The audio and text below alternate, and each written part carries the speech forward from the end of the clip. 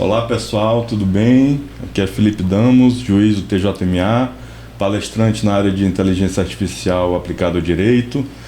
Hoje vamos estrear aqui no canal do YouTube o podcast Justiça do Futuro, onde nós vamos debater inovação, tecnologia, inteligência artificial, dentre outras ferramentas, em geral e também aplicadas ao direito, né, que estamos vivendo um momento, né, dessas ferramentas, dessas tecnologias crescendo exponencialmente. Então nós temos que trazer esse debate para a nossa área jurídica e surgiu essa ideia do podcast, onde a gente pode trazer pessoas que são entusiastas, especialistas nessa área e trazer novos insights, ideias que podem contribuir com o debate nessa área que é tão fascinante e tão da ordem do dia. No episódio de hoje, que é o especial de estreia, nós vamos receber aqui dois amigos queridos, dois advogados, né, o Góes Júnior, a Vanessa Araújo. E por que eles são os primeiros aqui? Além de ser pessoas especiais, pessoas que são, além de um casal maravilhoso, pessoas que são entusiastas da tecnologia. E a gente conversou, o Góes, acho que há um mês atrás, ele mandou uma mensagem, acho que replicando alguma postagem minha, não sei. Foi, né? Do TJ. Lá. Isso, exatamente. Aí, a gente tem que marcar um cafezinho, vamos marcar um cafezinho, eu, tu e Vanessa e tal, pra gente bater papo. Então, aí acabou que o cafezinho não rolou, porque, mas rolou o podcast. Né? Rolou o podcast, exatamente. Por que não transformar, então, esse cafezinho num podcast? Isso. E aí a gente pode compartilhar essa conversa de café para outras pessoas, né? Então, eu vou fazer uma breve apresentação, claro que é bem resumido, o currículo deles é muito grande e quem, né, mora aqui em São Luís, que é do meio jurídico aqui em São Luís, conhece. Então, a Vanessa Araújo de Souza é advogada, professora, especialista em Direito Civil e Processo Civil, membro da Comissão das Famílias da OAB Maranhão. José Caldas Góes Júnior, advogado e sócio em Caldas Góes Advogados Associados, possui graduação em Direito pela Universidade Federal do Maranhão em 1995. Ele mesmo que quis entregar a idade, não precisava, né? Eu que pedi esse currículo, ele mandou, né? Mas tudo bem. Mestrado em Direito Público pela Universidade Federal de Pernambuco, especialista em Metodologia do Ensino Superior. Atualmente é professor efetivo do curso de Direito da Universidade Estadual do Maranhão, doutorando em Direito no programa da FADISP São Paulo, coordenador do Núcleo de Pesquisa em Direito de Internet, INIPED e UEMA. Então, e além desse currículo formal, vamos dizer assim, são entusiastas, como eu já falei, da tecnologia. O Góes eu já conheço há muito tempo, né? A gente já tem...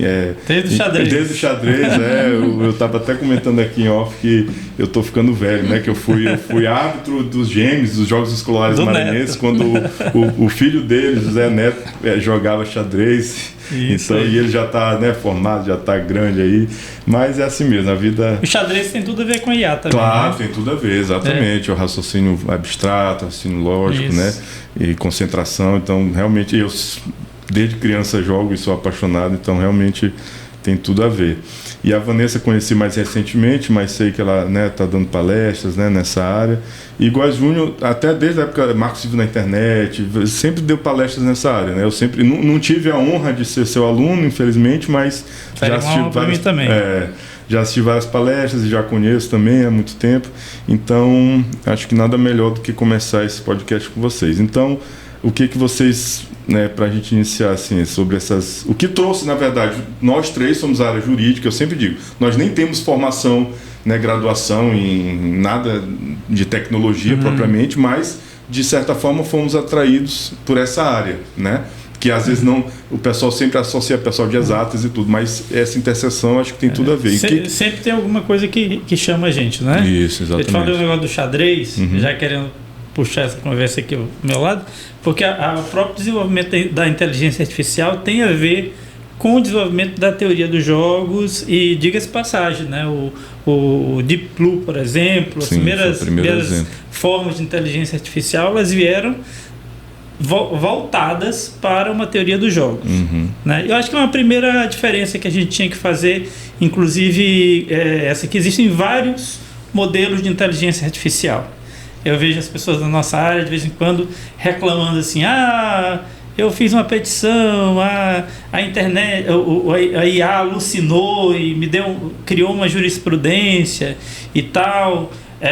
Bem, o modelo de IA que está na moda agora não é a IA, é um modelo de IA só. Perfeito. Né? Que é essa generativa, né?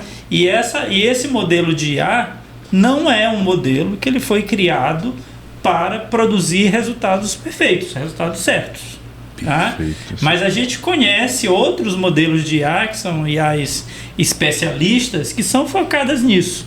Tá? Então, a primeira coisa que eu acho que a gente tem que dizer para quem gosta de IA e pretende usar IA no direito, existem vários modelos. Isso. Né? O que está agora realmente na moda, que impressiona a gente, da generatividade, mas não é só esse modelo. Né? Não é só esse modelo, existem vários modelos, inclusive modelos muito precisos. Em relação a esse modelo, eu outro dia estava num TCC na UEMA, que era a responsabilidade civil, né, das empresas, das big techs, pelos erros da inteligência artificial. Falei, se você está falando de inteligência generativa, se você ler lá o disclaimer as letrinhas miúdas, você já vê que você não pode esperar muito dela. Exatamente. Não pode esperar muito dela. Eu até digo nas palestras que eu tenho feito, eu digo, olha, toda a página do ChatGPT tem essa aqui, leia isso aqui lá embaixo. Toda a página do ChatGPT lá embaixo.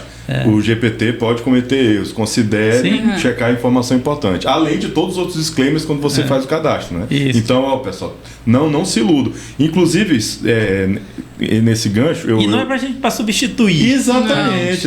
Isso é que é eu fui num evento muito bom lá em São Paulo agora, o XTech Legal, que é um evento voltado... traz coisas do mundo corporativo para a área jurídica, né? Inovação e tudo. E eles bateram exatamente nisso que você falou, que a IA generativa, o ChatGPT, ele não foi feito para ser preciso, ele foi feito para ser convincente.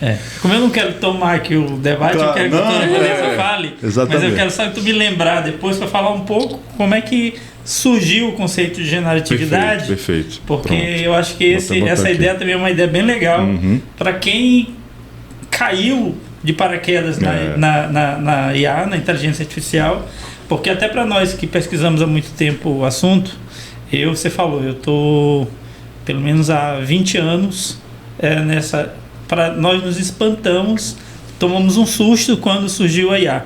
Eu me lembro o dia, o local exato e mais ou menos o horário em que eu li a notícia de que a OpenAI tinha lançado um chat que criava poesia. Eu estava na porta do Selma, do Anil, ia dar uma aula, eu li, eu parei e falei, opa, chegamos a esse ponto. Então, é interessante que se isso foi um espanto para mim, como foi para outros tantos colegas, quanto não foi para o público. Exatamente. Se você, há 5 anos atrás, me perguntasse assim, Góes, para quando a gente vai ter uma IA aberta ao varejo das pessoas... eu ia dizer, daqui a 15 anos, né? E aí o que eu quero que tu me lembre depois de falar é por que a gente deu esse salto tão rápido. Perfeito. Essa é a primeira coisa. E como é que a gente chegou na generatividade? Porque eu acho que isso é legal para as pessoas saberem. Eu acho até que isso aí é um assunto introdutório que é bem melhor você falar agora do que mais na frente. Será? Pode ser. Eu gosto dessa aí. Eu não quero monopolizar. Mas a gente tem tempo, tá tranquilo. Mas só para acrescentar aí, e antes de você continuar nesse ponto, eu me considero que eu caí de paraquedas no mundo da inteligência artificial com a generativa também. Eu não tenho esse background que você já pelo pouco já mostrou, né, de toda. Claro, eu acompanhei o Deep Blue também, claro, como xadrez, então fiquei chocado quando ele ganhou. Interessante ver que, por exemplo, o modelo que a gente tem hoje é um corte no Deep Blue. Exatamente. O Deep Blue nunca chegaria ao que a gente chegou hoje, é um corte. Mas incrível, porque as pessoas talvez que não sejam do mundo do xadrez não saibam, mas que foram 2 matches, né, o conjunto de partidas, de 6 partidas que ele jogou com Kasparov. A primeira versão perdeu. A segunda das 5 primeiras partidas já estava empatada, a última ia ser decisiva. E até hoje há muita controvérsia se não houve intervenção humana na IA, porque ele fez exatamente. O Kasparov fez um lance de propósito que ficaria perdido, mas era um lance muito profundo que não era um cálculo matemático que perdia. Você teria que ter uma estratégia ali mais humana para você aproveitar aquele erro. Então, e a máquina fez.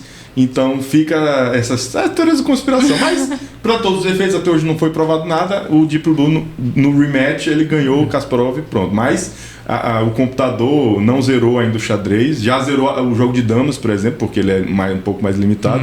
Mas as possibilidades do xadrez são tantos trilhões, 4 trilhões, que o computador não zerou ainda. Mais possibilidade do que os átomos que existem no universo. Exatamente. Então ainda não chegou o momento de que jogam as brancas e o computador sempre ganha. Ainda não chegou nisso. Interessante. E aí acaba divagando um pouco, mas sobre a IA generativa. É porque aí o que eu comecei a me interessar também, porque ela é realmente, para quem trabalha com escrita, com pensamento, ela é muito fantástica, ela é realmente muito aplicável. Então ela pode dar um impulso. É o tipo que mais casa com nossa área. E aí a gente ganha uma responsabilidade de ensinar a usar, mas de ensinar como não usar também. Como não usar. Eu vim pensando em falar exatamente isso. As pessoas precisam entender o que não fazer. Exatamente. Então, mas vamos ver então qual foi o Eu vou tentar ser o mais sintético possível. Tranquilo. Primeiro que você falou de história, né? E assim, já tem uma história da IA? Tem. É uma história, inclusive, bem antiga. 1950, né? Muito antiga. E até pouco tempo atrás, nós, por exemplo, a técnica de se construir a inteligência artificial, ela já existia. Mas o que a gente não tinha naquele tempo? O que a gente achava difícil também a gente conseguir?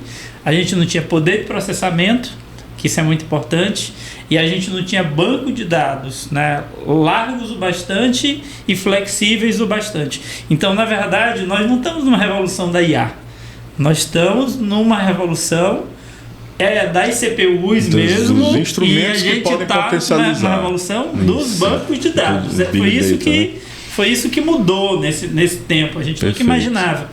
Porque o tanto de dados que a IA tem, que um modelo de IA, né? Tanto que ele chama Large Model, porque na verdade ele é um modelo amplo, né? Era um modelo que há 10 anos atrás não existia nem um modelo de banco de dados, nem um modelo de processamento possível. Então esse foi o grande salto. Nós saltamos foi nisso. Nós conseguimos armazenar hoje muito mais coisas, buscar esses dados muito mais rapidamente e processar, né? Não é à toa, né, que as empresas que trabalham com processadores de alta performance, elas hoje viraram a nova meca do mercado. Exatamente. E tal. Então, inclusive, essa é a primeira coisa. Eu me arrependo muito de ter comprado a ação da NVIDIA. Eu tenho umas ações americanas, mas não comprei dela. Que todo mundo se arrepende, né? Todo mundo se arrepende. E aí, são a nova meca do mercado. Aí, o que a gente... Só para terminar essa história.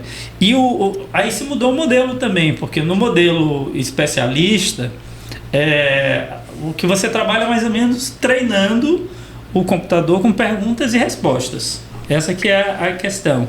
E por isso ele pode te dar também muito mais precisão. Porque é como se toda vez que o computador te desse uma resposta, ele está dando uma resposta que já foi testada. Né? Já foi testada.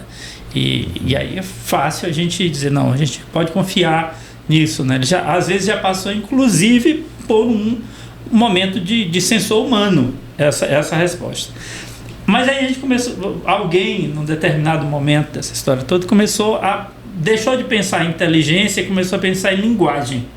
Que eu acho que se eu disser isso, eu acho que eu posso encerrar a minha participação.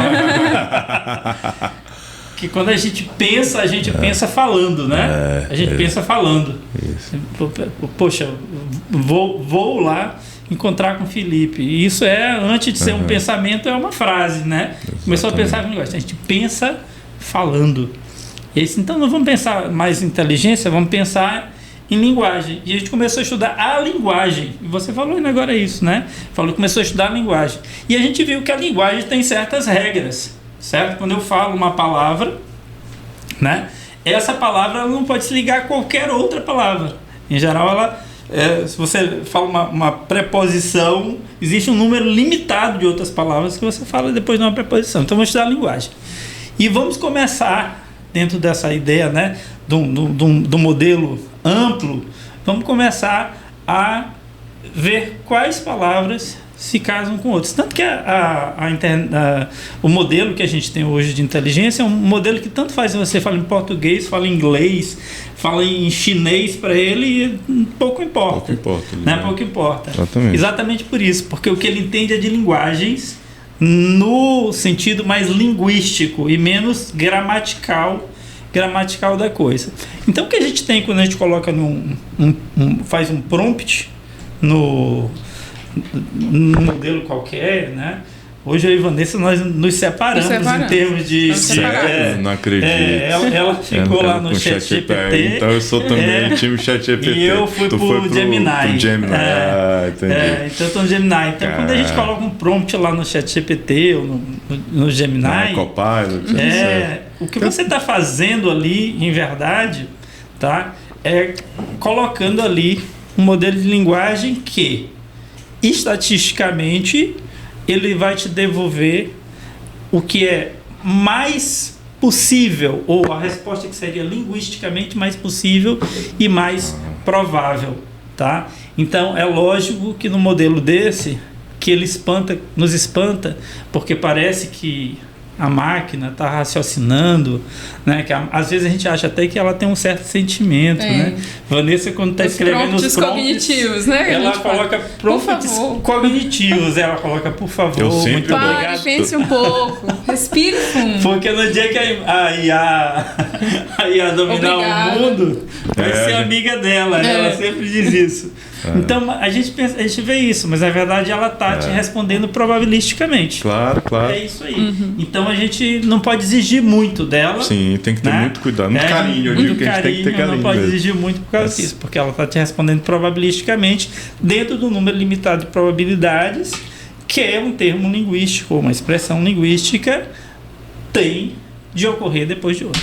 Isso, isso aí. E aí, Vanessa, o que você tem para também questões práticas aí para trazer?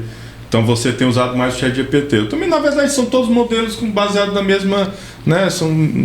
Aí é só questão de muita gente pergunta, Felipe, tu não quer falar também das outras? Eu falei, cara, mas é porque eu já estou tão acostumado com o ChatGPT, com o layout dele, a configuração.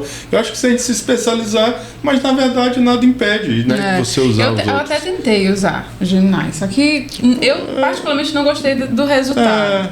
Mas tem gente, esse aqui amou, o Júnior adorou, então tá bom. Na verdade, eu acho que no futuro vão ter N modelos e o que a gente vai ter que tentar fazer é ser o melhor possível no modelo que você eleger. Eu tenho um bom motivo para ter elegido o Gemini, que é o fato de o nosso escritório já usar o pacote do Workspace. Workspace. Faz sentido, o Google Workspace, exatamente. Nós já usamos o escritório Workspace há muito tempo. Então tá tudo lá e ele está totalmente integrado. É isso aí.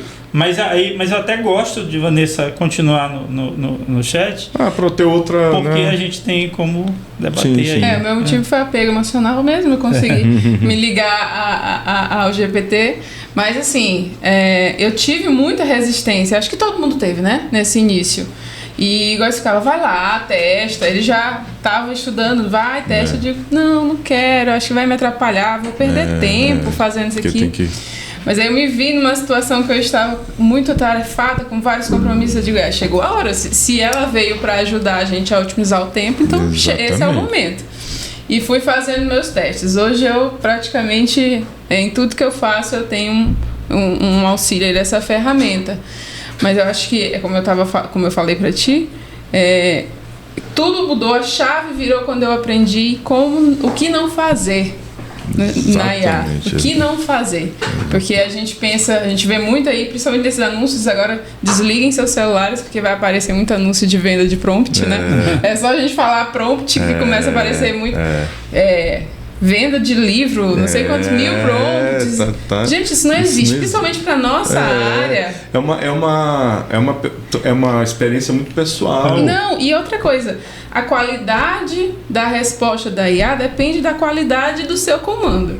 Então, se você envia um comando genérico, como tem nesses modelos de não sei quantos mil prompts, você vai receber uma resposta genérica. Exatamente. E aí, converso com muita gente, tem muitos colegas que ainda não conseguiram se desenvolver no uso da IA, usar a ferramenta, e eles dizem, gente, mas eu coloco lá, peço para fazer uma petição, coloco os fatos e ele entrega um negócio genérico, só um modelozão padrão.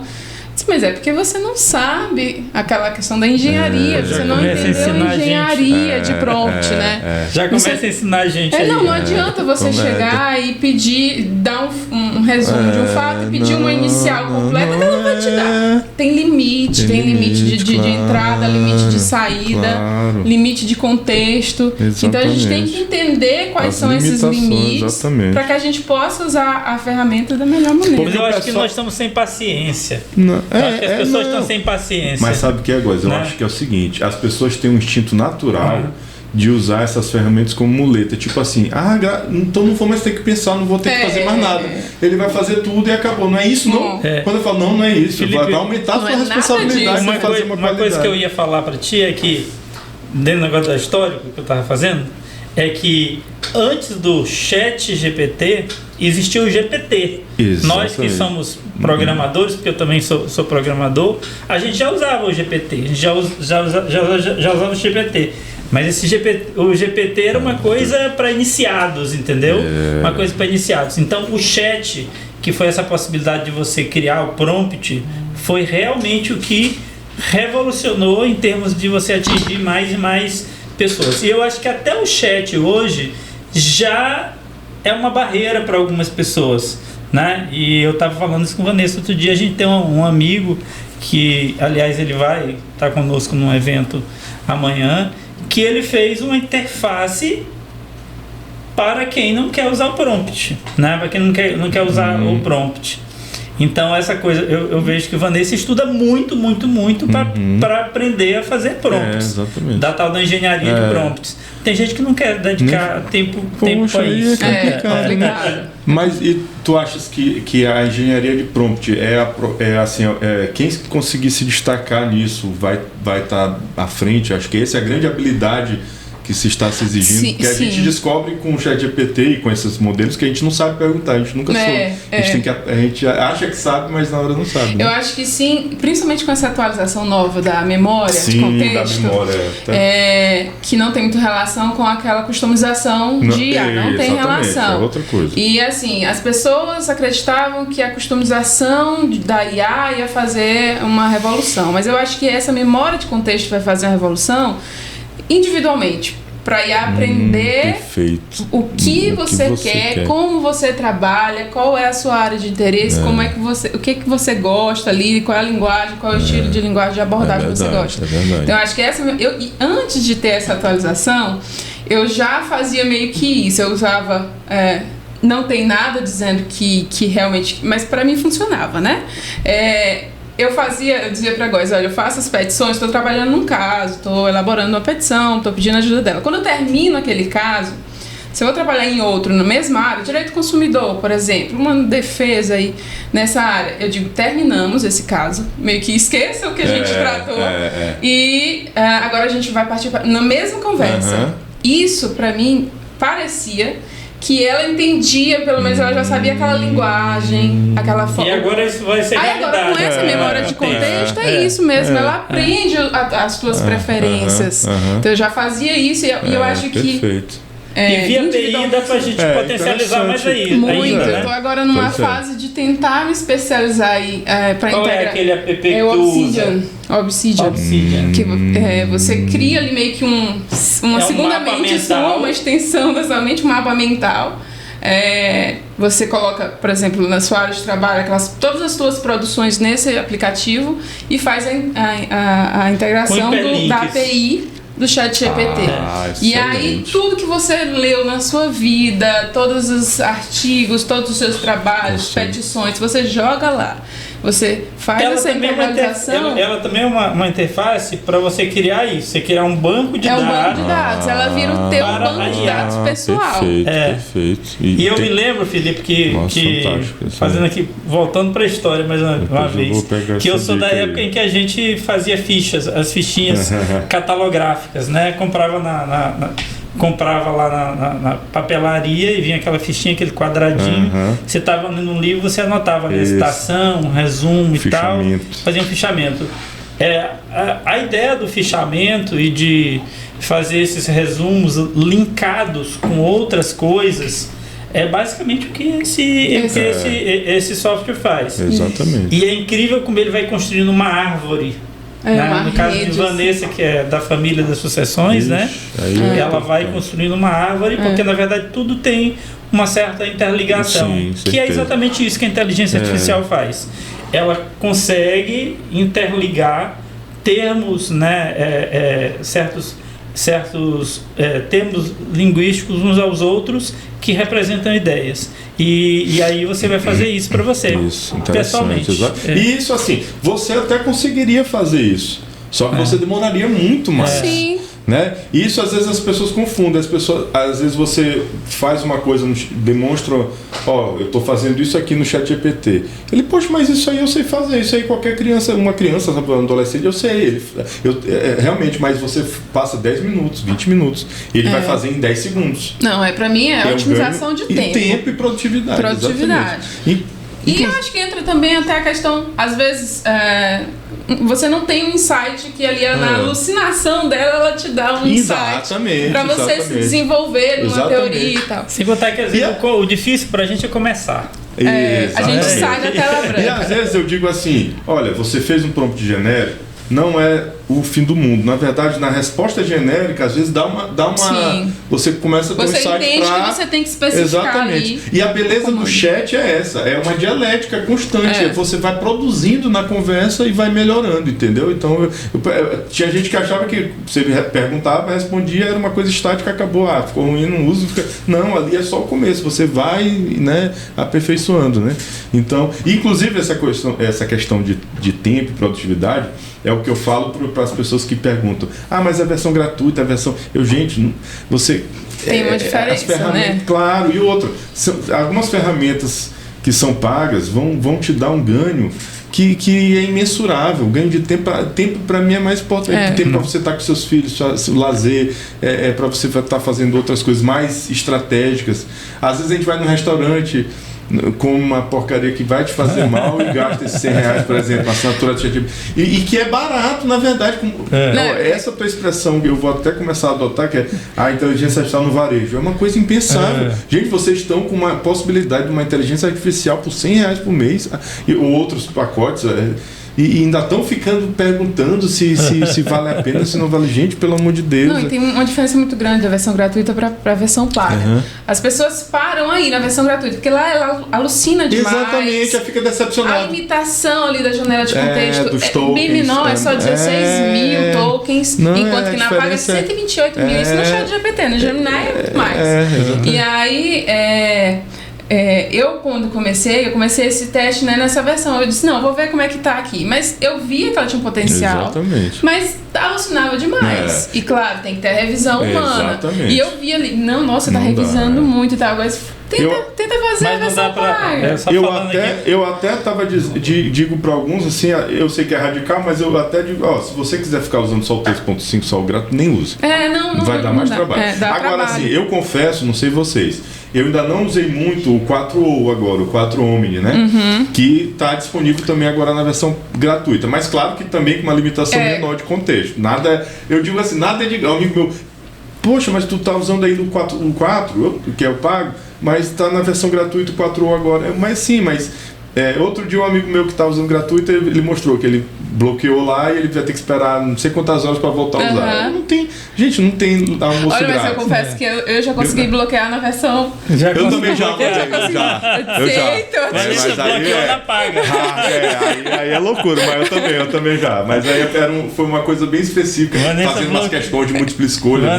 Vanessa bloqueou então ela é usuário nível rádio mesmo, né? Eu disse, meu Deus, agora eu vou ter que ficar algumas horas sem usar.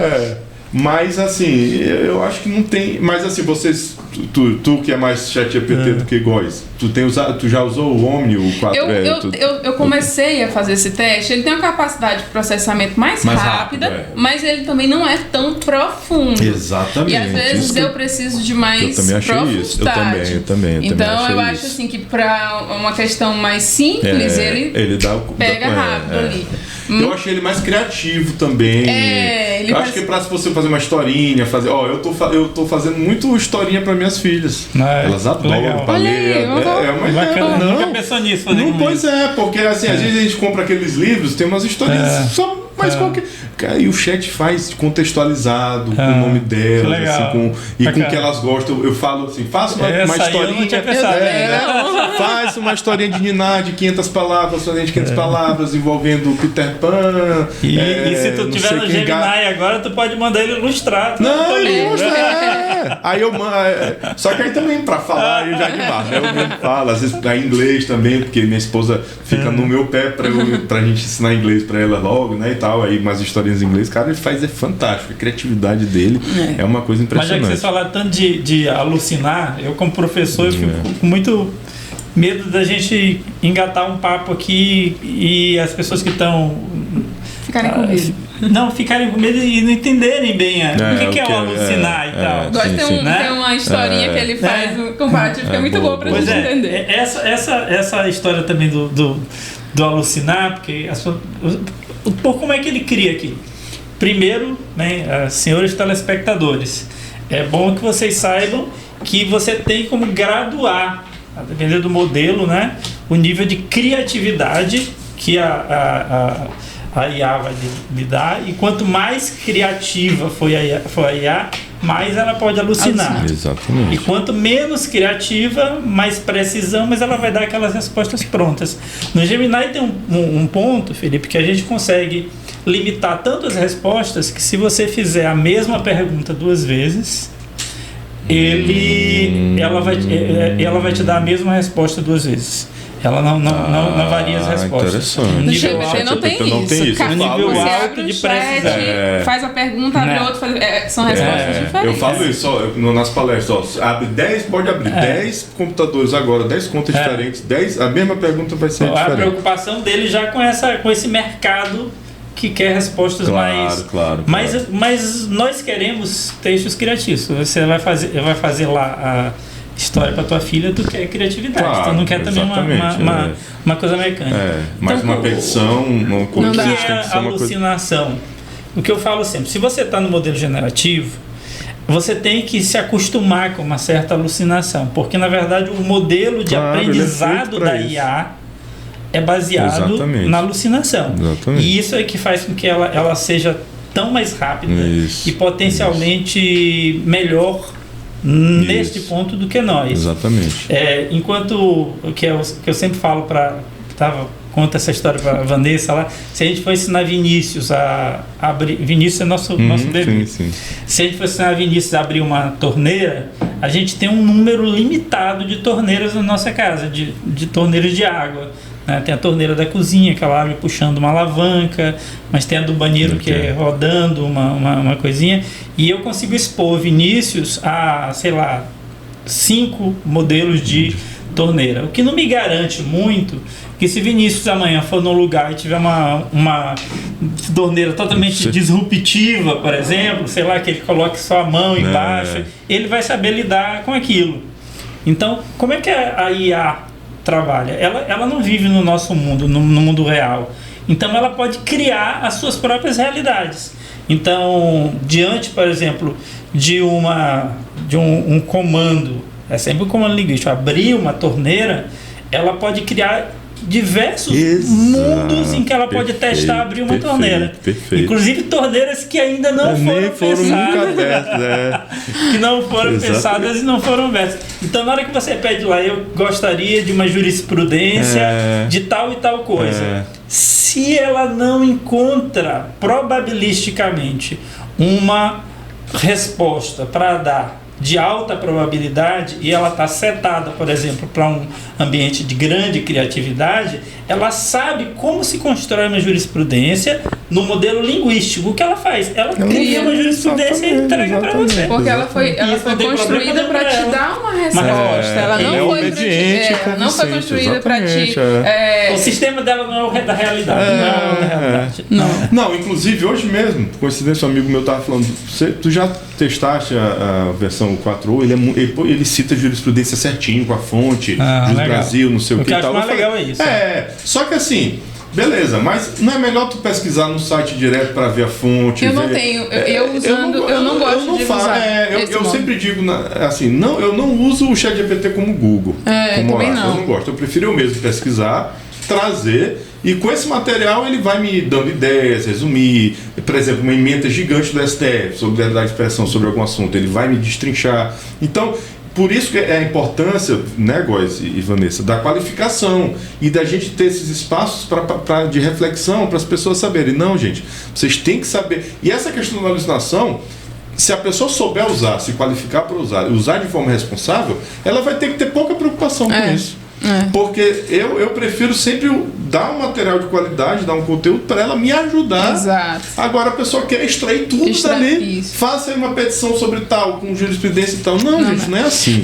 Existem 3 formas da gente usar a IA, né? Que a gente fala extrativo, modo extrativo. Você pede para ela buscar a informação do banco de dados dela, da internet, seja de onde for. Tem o modo interpretativo, que você dá o material que é esse que eu gosto de usar. E tem também o interativo, que você simula uma situação e tal. Acho que para a nossa área, o mais seguro, eu também você pega a jurisprudência, vai lá e joga e pede para ela discorrer um pouco sobre aquela jurisprudência. Às vezes até uma técnica que eu já vi Vanessa usando, eu mesmo nunca usei. É você dar um modelo de petição. Dar um modelo de petição. Para ele seguir. Para ela saber mais ou menos qual é o teu estilo. Fraciona ali o teu trabalho. Fraciona, exatamente isso que eu falo também, compartimentalizar. Porque às vezes a pessoa joga um PDF lá de 200 páginas, faz um fichamento, faz um resumo. Que isso é. Até porque, como tu falaste da questão da torneira. Abre uma torneira assim, ele não. Resuma tal texto. O que é resumir? Você não sabe o que é resumir. Resumir é um parágrafo, 2 parágrafos. Resumir é um conceito aberto. Você acha que está sendo específico, mas não está. E como a saída dela é limitada, se você coloca muita informação e pede para ela resumir, ela vai ter que limitar muito. Exatamente. Se você divide, você vai ter respostas mais... Aí você não sabe se ela cortou uma coisa importante ou não. Entendeu? Então, compartimentalizar e ter paciência do que botar um PDF de 1000 páginas e querer que, né? E aí eu puxo a sardinha aqui pro meu lado da advocacia, né? Que a gente baixa lá o processo todo e eu já vi muita gente coloca, e eu já fiz esse teste, colocar o arquivo inteiro de um processo no PDF para ela analisar. Lá tem ato ordinatório, lá tem certidão, coisa que não vai, mas ela vai influenciar na análise dela, vai impactar. Exatamente. Então não adianta você querer que ela faça tudo para você. Não impacta. E aí, por exemplo, aqueles arquivos que as partes às vezes juntam digitalizada, ela não vai ler aquilo ali. Se não for um PDF editável, de qualidade, ela não vai nem ler aquelas fotos. Aí só que o pessoal tem essa tendência. Tem essa tendência. E assim, isso vendo essas coisas que me deu essa vontade também de meter a cara de dar palestra, que eu nem chamo palestra, mais oficina, porque eu também não me sinto. Não sou professor, como é. Quem gosta da palestra, né? Eu dou oficina porque eu gosto de mostrar. Eu falo teoricamente, tá, mas eu gosto de mostrar. E, gente, não é assim que se faz. Você é um assistente para te ajudar. Não vai botar o PDF todo. E outra, ainda tem. Aí já é uma questão ética que eu até queria abordar também com vocês, a questão de dados. Dos dados. É muito preocupante isso, porque você tá. É uma caixa preta. A gente não sabe. Depois que você faz um upload de um processo desse, com tudo que tá. É público, tá? Sim, é público, mas é público no PJE, dentro do PJE. Não é. Você tá. E aí, o que a OpenAI está fazendo com esses dados? A gente não sabe. Então é bom pegar os fatos, tirar as partes. É bom ter esse cuidado, até né? Assim, questão de LGPD, né? Também, isso aí com certeza, a questão da segurança. Mas tem uma outra questão, é que apesar da IA, por exemplo, GPT, conseguir analisar PDF, imagem, às vezes eles conseguem. O Gemini tem o OCR, a gente bota a imagem lá e ele lê a imagem. Mas no caso do ChatGPT, o que eu quero dizer é a produtividade... O Omni está fazendo isso também agora. Também, né? A eficiência da resposta deles é melhor quando você coloca texto, TXT. Então, se você tiver um pouquinho desse trabalho de extrair ali os fatos, extrair ali Você joga, ela vai te dar uma resposta muito mais precisa do que você jogar, por exemplo, muito valiosa, do que jogar uma petição inicial ali em PDF que tem o nome das partes, que tem dados sensíveis, CPF, RG, etc. Então, às vezes, um pouquinho, vai lá, extrai. O PDF é editável. Então você faz outra. Nem precisa de você copia e cola do jeito que for. Não precisa editar. Não precisa pegar saber por que essa dica de Vanessa é valiosíssima. Basta tentar abrir um arquivo doc, por exemplo, um docx, com um bloco de notas, por exemplo. Você vai ver lá um bando de símbolos, de coisas que não fazem sentido algum, que são códigos do programa. E aí, cada um daqueles códigos, a inteligência vai ter que depurar, tirar e saber o que é texto que faz sentido para você e o que não é. Exatamente. E se você entregar para ela já sem aquilo, você está ajudando bastante. Então, inclusive, agora eu lembrei, eu tenho que me retratar aqui, que eu falei que nós não temos formação de futebol, tem formação sim. Tem. De programador e tudo. Então, minha utilização é intuitiva. Eu falo isso, intuitivo. Empírico. Eu sempre, cara, é engraçado. Eu acho que a coisa do Python, por exemplo, é uma coisa que vai, assim, potencializa muito. Mas eu sou minimalista. A Vanessa tá aqui é minha testemunha em relação a isso. Por exemplo, eu não tenho celular de última geração. Meu computador não é um computador de última geração, é um computador velho, bem quebrado, sabe? E tal.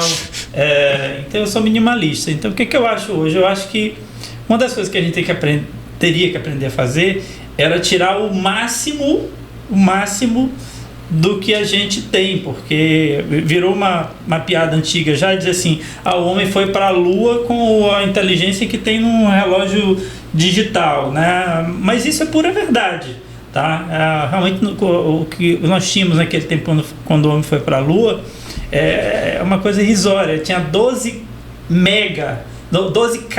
de memória. Então a gente precisa aprender a tirar mais do que está disponível a gente também tem uma certa ansiedade de passar para o próximo nível.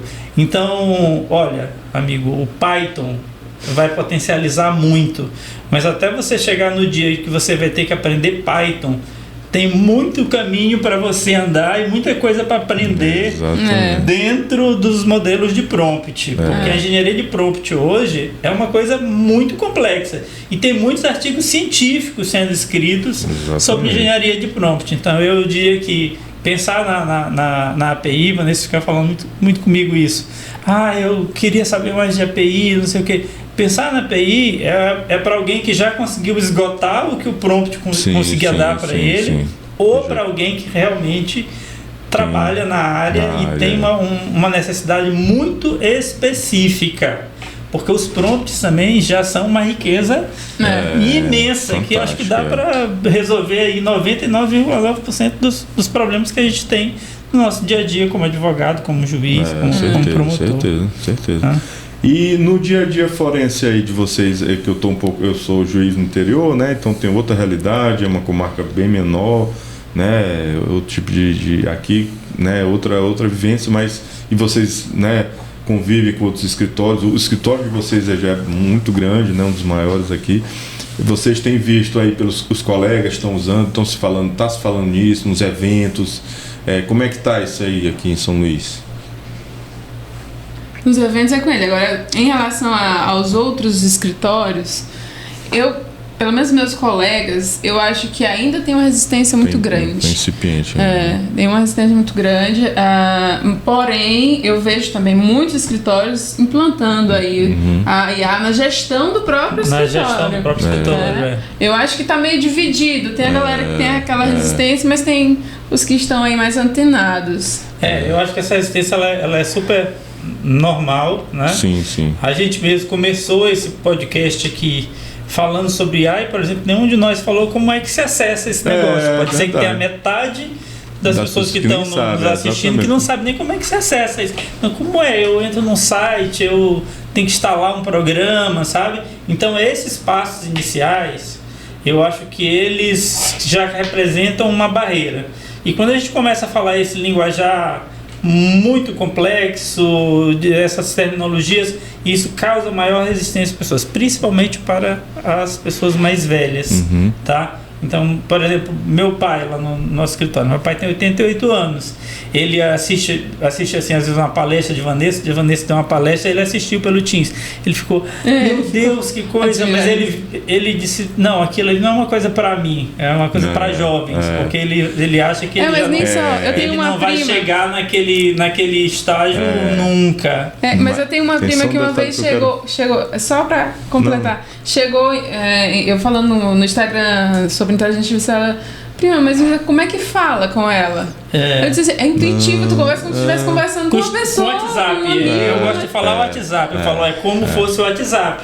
Se você estivesse falando com uma pessoa no WhatsApp, porque o WhatsApp acho que é o modelo de chat mais próximo que a gente tem. Eu sempre, quando eu começo as palestras, eu digo assim, ó, quando eu vou para a parte prática, né, eu sempre passo uma parte teórica e a parte prática. Eu já abro, essa aqui é como se fosse um WhatsApp web. As conversinhas estão aqui, você vai... Eu procuro falar desde esse básico, até abrir, eu abro a conta ali na hora para a pessoa... Eu acho que esse básico, às vezes, é o fundamental, porque a pessoa não está usando um bocado básico. Por isso que e a ideia do canal também de fazer essas coisas até básicas mesmo. Agora, tu falaste da questão do teu pai, das pessoas mais velhas, eu também assistindo numa palestra, o cara falou assim que as pessoas mais velhas, embora tenham dificuldade assim, mais dificuldade de mexer assim, e por exemplo, o Vinícius, as minhas filhas, elas já instintivamente já sabem mexer no iPad, para eles é natural. Só que assim, quando se fala inteligência artificial generativa, aquela pessoa que tem mais bagagem, mais experiência, mais cultura, ela vai ter mais facilidade de perguntar, de fazer os prompts na área do conhecimento que ela é especialista, entendeu? Então, talvez teu pai não saiba abrir um computador e mexer no ChatGPT, mas se vocês sentarem com ele, olha, a gente quer fazer, o que você acha? A gente precisa fazer uma tese num recurso especial, assim, assensado. O que a gente pode perguntar para ele, pode dar uma ideia. Então, esse palestrante falou que nesse ponto, quem tem mais bagagem pode levar vantagem, né, em relação ele acha que pode inverter essa lógica especificamente em relação à IA generativa. E aí essas atualizações estão trazendo essa facilidade, né? Sim, você pode falar. Exatamente. Isso para mim é fantástico. Para mim, essa é outra revolução. Depois do chat, essa é uma outra revolução também. Mas, Felipe, você não foi meu aluno, mas meus alunos todos que eventualmente venham assistir esse chat conhecem essa história. Eu sempre explico isso para meus alunos, porque, na verdade, eu também sou professor de metodologia e didática do ensino superior e nós, principalmente a minha geração, de vocês nem tanto, mas a minha geração, nós tivemos muito esse problema. Aí, em meados do século passado, meados do século XX, no mundo todo se optou por um modelo educacional muito reflexológico. Esse modelo assim, behaviorista, reflexológico, principalmente aqui na América Latina, foi muito influenciado por um pensador chamado Skinner, que a gente até conhece muito o Skinner porque os Simpsons resolveram homenagear o Skinner e colocaram o nome dele como diretor da escola do Bart. E aí, dentro dessa visão, nós fomos treinados realmente, uma visão bem reflexológica, a reagir a estímulos. E fomos, por exemplo, treinados para dar as respostas, ou repetir na prova as respostas que o professor nos dizia antes em sala de aula. Então, principalmente a minha geração, que também é uma geração que viveu a ditadura militar, nós não fomos treinados para ser criativos, nós fomos treinados. Nosso índice de ser o melhor era aquele que sabia decorar e repetir a melhor resposta. E como a Vanessa está falando, quando você vai criar um prompt, a sua pergunta a criatividade, o nível da resposta vai depender muito da criatividade que você tem ao fazer a pergunta. Nós não sabemos perguntar, a gente só foi treinado para responder. A gente só foi treinado para responder. E isso é um problema sério, inclusive para o desenvolvimento da ciência, porque a ciência não se faz com respostas, ela se faz com perguntas, e agora a gente está diante desse grande desafio. É isso mesmo. E Vanessa, diante disso, a inteligência artificial, ela é uma extensão, pode ser, se utilizada de forma correta, como uma extensão da nossa mente, um potencializador da nossa mente, não para se tornar preguiçosa e uma muleta. Até porque tem que ter o revisor, né, humano. Sim. A gente precisa estar atento às possibilidades de erros, né? Mas eu acho que sabendo direcionar, você potencializa o seu fluxo de trabalho. Nessa época que eu comecei, eu estava em 2 escritórios, dando aula, amamentando ainda, sem dormir a noite inteira, e ainda tinha meus casos, né? Eu disse, não, eu tenho que dar conta disso aqui. E aí as coisas começaram a se tornar fáceis. Exatamente. Né? Começaram eu comecei a fazer muito mais peças em pouco tempo, eu não levava mais. Porque tem aquela que às vezes você gasta tempo, por exemplo, analisando uma peça, uma petição, você joga lá, pede para analisar e levantar os principais pontos. Isso já vai te dar um norte para onde é que tu vai.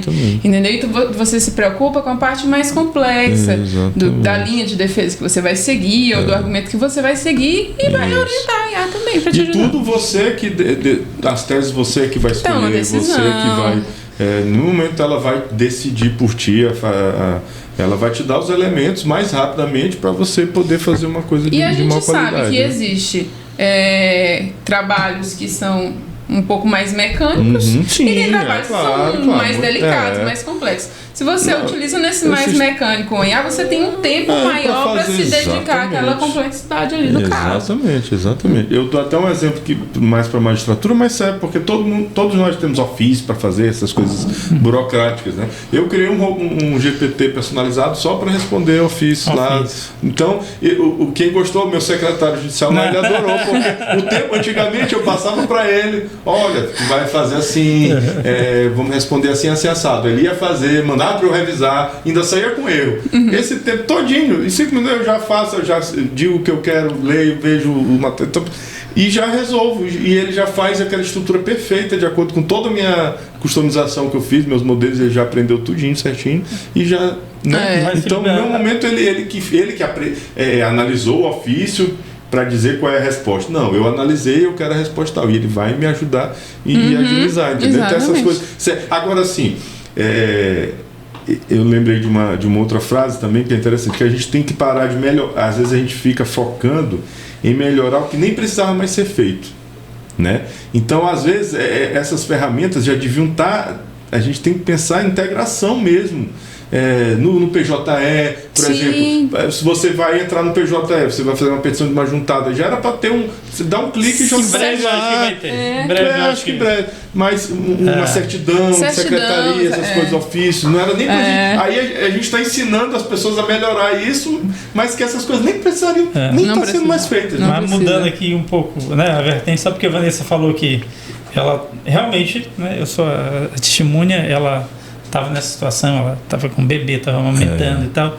E aí a gente entra numa outra questão que eu acho que é jurídica também, que é o fato de que a IA tem o potencial de impactar o mercado de trabalho também. Sim, totalmente. Né? Porque, sem dúvida alguma, uma pessoa que sabe mexer com o IA, como o caso de Vanessa, ela trabalha, produz o que talvez 2 pessoas fossem produzir. Sim. E aí eu acho que como direito também tem que estar atento a essas circunstâncias. Isso é alguma coisa que me preocupa muito, e eu até tinha esquecido no começo de falar do nosso núcleo. A gente tem um núcleo na UEMA, é um núcleo interdisciplinar de pesquisa em direito de internet.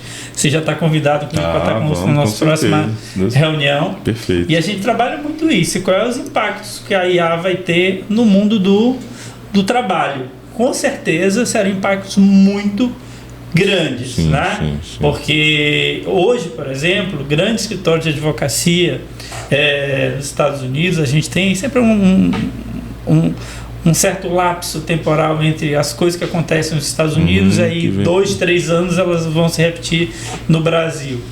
Já diminuíram mais de 50% o número de advogados, graças ao uso da IA, né?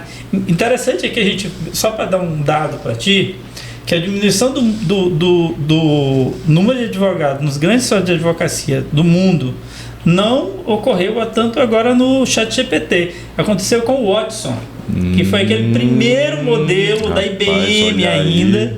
Né? Então, você vê como esses escritórios estão totalmente antenados disso, exatamente. Com isso. Então, diminuíram agora mais de 50% o número de advogados. Isso é uma questão que interessa também ao direito. Claro. Né? Também interessa ao direito. O que a gente vai fazer com essas pessoas? Sim. Né? Não, como é que isso vai impactar? É muito preocupante, claro. Né? Mas... apesar de parecer mais sociologia, mas é uma questão jurídica. E outro dia eu estava... Uma das coisas que eu gosto muito também, mas agora não estou podendo me dedicar, é o cinema. Eu gosto muito de cinema. Eu faço parte de um grupo de cinéfilos aqui. E lá no nosso grupo de cinéfilos, a gente teve um pequeno debate lá, porque surgiu alguém que agora eu vou ser um pouco antipático, mas eu acho que ser antipático é uma coisa necessária às vezes. Levou uma petição que era assim, vamos assinar essa petição. Dos dubladores que estão com uma petição pública para impedir que se use IA na dublagem. Porque a IA agora já está usando E eu falei assim, cara, eu não vou assinar porque eu acho que isso é uma coisa impossível. E aí quando alguém me contestou, falou assim, o que você tem contra os dubladores? Nada. Eu falei, não tenho nada. E eu acho inclusive que se a gente for fazer petições, a próxima petição que nós temos que fazer é para os advogados também. Eu falei também. Porque nós estamos na mesma situação. Exatamente. Eu falo, gente, isso está fora do nosso controle. Porque não os empresários são malvadões. Gente, isso é questão de custo. Em vez de 100 pessoas, 50 podem fazer menos, os empresários vão fazer a conta. Não tem como, infelizmente. Aí a gente tem que ter uma preocupação. Até aí é uma questão de Estado, de política, de lógico. Se uma empresa pode fazer uma IA, a dublagem dos filmes, muito mais rápido, muito mais qualidade, ela vai ser obrigada a ter tanto de dublador. Eu acho até, Felipe, com o tempo a gente vai chegar a certo mercado de nicho. De nicho. Então você vai ter aquela pessoa que diz assim, não, eu não gosto de filmes dublados por IA, eu vou pagar mais caro por ter um selo lá dublado por humanos. Pronto, perfeito. E eu tive uma discussão agora recentemente no seminário do doutorado, e aí tem lá, né, entre os meus colegas do doutorado, tem lá grandes histórias de advocacia, advogados de grandes histórias de advocacia, e um especial lá, que é o dono de um grande história de advocacia, falou assim, mas eu tenho certeza que os meus clientes me pagam mais caro para que eu faça petição. Eu disse, pois bem, você tem um escritório boutique e tal, você vai vender petições feitas por humanos. Você é mais caro. Legal, vai ser mais caro, né? Petições feitas por humanos. Mas quem está trabalhando aí no varejo da advocacia, na seguradora, não sei o quê, vai ser a IA mesmo, não tem jeito, viu? Teve mais um elemento que eu peguei dessa palestra aqui, que ele falou que o WhatsApp, quando foi vendido da Meta para a Meta, eram 47 pessoas que trabalhavam no WhatsApp. E para atender 1,2 bilhão de usuários. 47. E tinha gente que achava que era muito. Eu sempre dou um exemplo também dos cobradores. A gente tinha que ter feito uma petição para os cobradores de ônibus que não tem. Eles trocaram por aquela maquininha lá. Aí é dever do Estado. Então ninguém está dizendo que essas pessoas têm que ser largadas ao léu. É uma preocupação. É a necessidade de políticas públicas para trabalhar esse impacto. Exatamente. Mas não. Impedir que a evolução aconteça, porque infelizmente... Enquanto isso, nós vamos surfando a onda, né? Nós temos que surfar a onda. Exatamente. No direito, eu sempre converso que a gente tem duas disciplinas diferentes, né?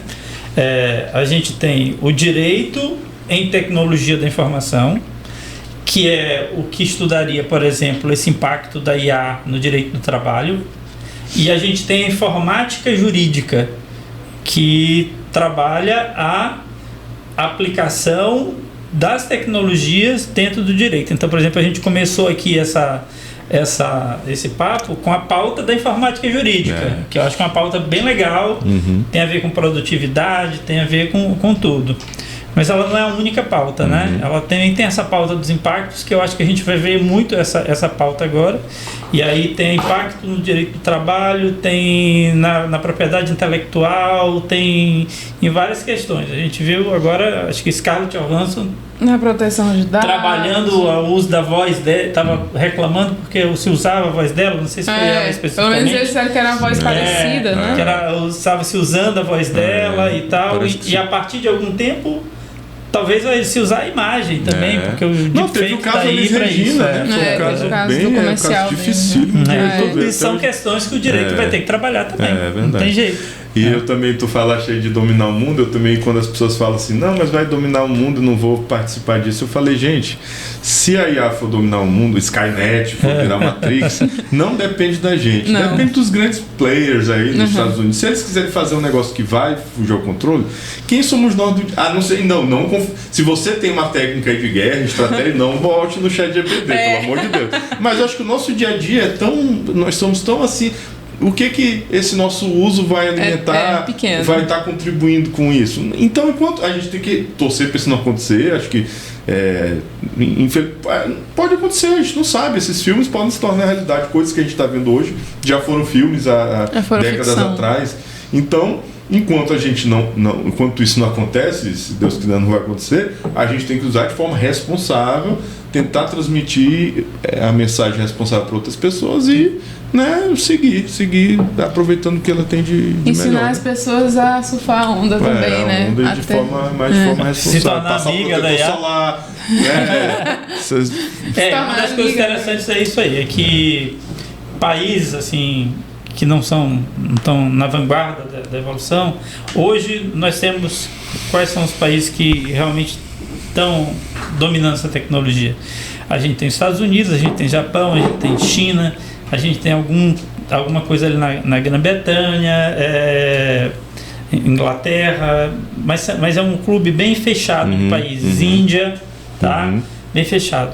E tem uma série de outros países que não têm acesso a essa tecnologia e não vão ter, muito possivelmente. E o que eu vejo, o cenário que eu vejo hoje é que são exatamente esses países que não têm acesso à tecnologia, são os que estão gastando mais esforços para querer regular a IA. Aqui no Brasil. A Itália foi a primeira que proibiu o uso da IA, sabe? E aí a história também nos traz uma lição. Quando começou o processo de robotização, por exemplo, na Inglaterra, a Inglaterra tinha um dos maiores parques fabris de automóveis do mundo, né? Inclusive conhecidíssimos, automóveis ingleses e tal. E aí o Japão começou a utilizar a robotizar essas fábricas, utilizar robôs, e a legislação inglesa, para proteger empregos, é bom a gente sempre fazer essa reflexão histórica, proibiu o uso de robôs na Inglaterra. E se passaram 2 décadas, quando chegaram os carros coreanos e japoneses na Inglaterra, praticamente acabando com a indústria automobilística inglesa, porque os carros eram mais baratos, eram mais bonitos, eram tudo mais.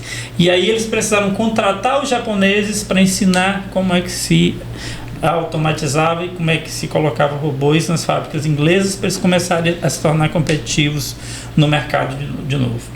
Então esse é um vício histórico que a gente não pode repetir. Verdade. O que a gente devia estar tentando era desenvolver tecnologia para dominar a IA, né? Que era um esforço bastante razoável. Mas como parece que nós entregamos já as armas, achamos que não vamos conseguir, a gente quer conter a IA e esse processo é quase que impossível, né? E como você falou, é inexorável. E outro dia eu coloquei num grupo de discussão que eu participo, de professores que trabalham com inteligência artificial, que eu queria que metade da energia que a gente está usando hoje para criar leis no mundo jurídico, a gente estivesse canalizando para os nossos engenheiros criarem modelos nacionais de IA, porque a gente não vê esse mesmo movimento e a gente não vê essa mesma pujança, essa vontade do Estado, por exemplo, nessa área que era uma área que leis, e se não mudar a prática, se não mudar a prática, a mentalidade, não adianta, pode ter lei proibindo tudo que vai continuar acontecendo. Infelizmente, vamos seguindo aqui para o final, né? Eu queria que vocês falassem, então, considerações finais, perspectivas aí, Vanessa. Primeiro, agradecer. Foi a minha primeira vez aqui numa mesa de podcast e me senti muita vontade. Eu acho que a inteligência artificial, como a gente disse por último, é um caminho sem volta e cabe a nós sabermos como a gente vai... se a gente vai ver o cavalo passar, ou a gente vai montar nesse cavalo, né?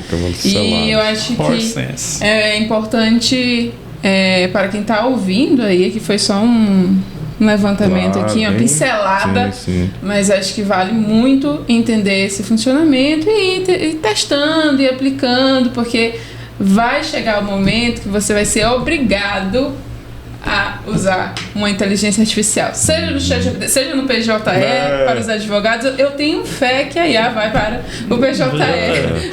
Então vai chegar esse momento que você vai se sentir obrigado e vai ter que correr contra o tempo, porque muita gente já vai ter passado na sua frente. Essa é a verdade. Mas é isso. Acho que no mais, muito obrigada pela participação. Eu também te agradecer, te parabenizar, Felipe, porque como você está falando, a gente está num trabalho aí de evangelização aí nessa coisa, levando essa notícia para as pessoas no mundo que ainda é muito resistente. Então, te parabenizar por essa iniciativa, nos colocar aí à tua disposição. E também pedir aí o teu apoio lá, os nossos trabalhos. Sim, isso que eu ia falar. Podem falar aí dos nossos projetos aí, o que vai... o convite. Está feito o convite para ir conosco lá no Uniped. Já está aceito. E aí vamos ensejar parcerias aí também, tá? Pra gente estar sempre... Fala aí desse evento amanhã, vai ter... na verdade, eu não sei que dia que a gente vai pro ar com o podcast, mas a gente amanhã, dia 1º... Amanhã, dia 1º, eu até mandei pra ti. É verdade. Eu falando como se ele tivesse ouvido. Mas vai ficar gravado, vai ficar gravado, né? Vai ficar gravado. Então pronto, então dá a dica aí que o pessoal pode ver depois. Vai ficar gravado. Nós, todos os meses, a gente faz uma reunião aberta do núcleo, tá? E amanhã a gente vai estar com o professor Túlio Silveira, que foi o que eu falei pra ti. O Túlio teve uma sacada muito interessante. Ele já achou que o prompt já era uma barreira para algumas pessoas. Então, ele tem uma plataforma onde praticamente a plataforma pergunta para você, ela inverteu a coisa. O que você quer fazer? O que você quer fazer? O que você quer fazer? Quem é o autor? Quem é o réu? Então, em vez de você perguntar para o prompt, ela pergunta para ti. E aí, você quer colocar jurisprudência? Você quer colocar prova? E as pessoas se sentem muito mais à vontade quando elas recebem uma pergunta do que quando elas perguntam. E se chama ADV Tech Pro, a plataforma dele. E o Túlio vai estar com a gente falando um pouco sobre isso. E eu acho que é assim, é de interlocução, de troca de ideias, né, que a gente vai construir esse futuro que a gente espera que seja melhor para todos nós, né? Que seja melhor para todos nós e que mesmo as pessoas que hoje não são muito afeitas se tornem afeitas e que isso faça que se exija mais advogados, mais técnicos e que esse impacto ele seja o menor possível aí também no dia a dia e na vida das pessoas. Eu vou fazer só uma adendo, porque no canal de Góes Júnior tem a gravação da minha última apresentação lá no Núcleo, que então é a introdução do uso do ChatGPT na escrita jurídica. Então eu dou uma pincelada também na prática, vou mostrando lá a construção de uma petição. É muito didático. No YouTube coloca Tecnolegal, Tecnolegal Ela procura lá, ela tem alguns vídeos e tem a última palestra de Vanessa sobre construção de prompts. É muito bom. Então, canal no YouTube, né? Tecnolegal, né? Então, ótima dica, exatamente. Ô, gente, então, muito obrigado, Vanessa, Góes, por ter aceitado esse convite. Nossa, estou muito feliz, né? Primeira edição aqui do podcast. Modéstia à parte, acho que você começou com muito bem. Não, realmente foi muito produtivo. Nossa, fluiu muito bem, muito obrigado. E espero que a gente mantenha esse diálogo, né? Para a gente, né, ultrapassar essas fronteiras e espalhar essa palavra aqui para mais gente e sempre de forma responsável, trazendo, né, conhecimento, e porque realmente não dá tá em todas as áreas, a gente tem que se atualizar, né? O pessoal tem que começar a antenar, seja no setor privado, seja no setor público. Também não tem essa de que no público não, estou acomodado, concursado, não existe isso. Vamos ter que todos nos modernizar em todas as áreas, não só no direito. Então, obrigado mesmo. E pessoal, espero que tenham gostado, né, desse conteúdo, né, no primeiro episódio aqui do nosso podcast. Continue acompanhando os vídeos, né, os outros vídeos no YouTube. Também siga no Instagram, @FelipeDamosMM, onde eu vou também postar conteúdos relacionados à inovação, tecnologia. E espero que tenham gostado, e até a próxima.